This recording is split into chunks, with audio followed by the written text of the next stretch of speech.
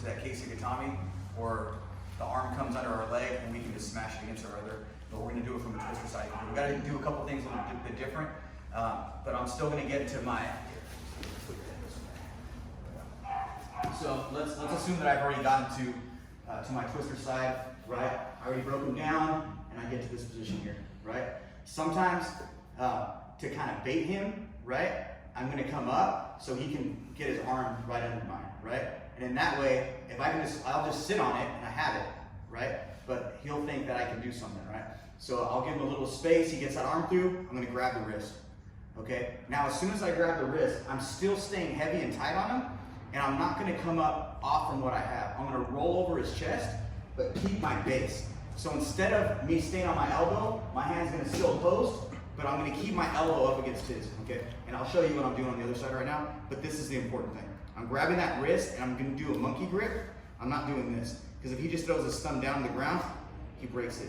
When I do this monkey grip and I'm holding it in up against my hamstring, when he tries to get out, he can't, okay? And now from here, I'm posting and I'm gonna continue to roll over his body, and I'm bringing that arm up as high as I can, okay? Now from here, this arm is gonna come under, my leg is gonna come under, and I'm gonna try to triangle my leg here, okay? Now his arm is stuck, okay? You don't have to triangle your legs, but that's what I like to do. And now from here, a lot of people try to get that arm bar from here, right? And you can, and I can even like post up and use my strength to get here.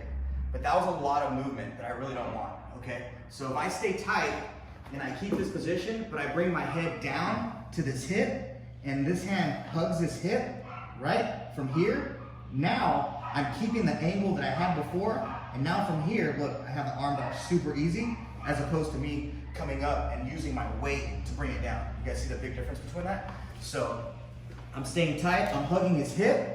If I can get under his back, even better, but from here I'm hugging that hip, and my head goes right to his hip, so I can keep that angle. Boom. Super easy arm bar from there, okay? So, switch around so you can see what I do with this hand. Yeah. So, from here, I'm controlling, I give him a little bit of space, I'm grabbing, right? Coming up, and now from here, this hand, as I start to come up, all I'm gonna do is bring my hand out to base. My elbow's still tight against that shoulder, so if he does try to roll me that way, I'm posting and he can't do it, right? And that's where I continue to roll up to get that right under that elbow position. Extend, get down to that hip, and I got that tap, okay? Super easy arm bar, and it's super easy to set up, because as soon as you give a little bit of room, the guy on the bottom, they think that they can just get that underhook under your leg, muscle up, and just trying to roll you over. But because you're keeping your weight on top of them, it's almost impossible to do if you do it right, where you start on that rib cage and then roll over to their chest, keeping that pressure on top.